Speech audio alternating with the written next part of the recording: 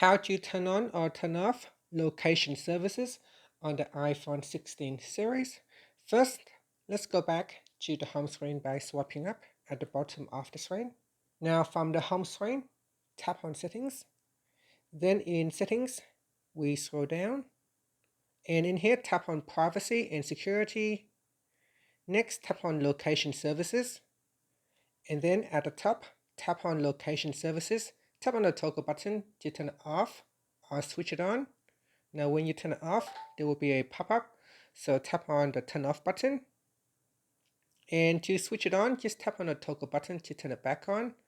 Once you turn it back on, it will show a list of apps down here that have been requesting to use location services. And that's it. After that, you can swipe up to return back to the home screen. Thank you for watching this video. Please like and subscribe to my channel for more videos.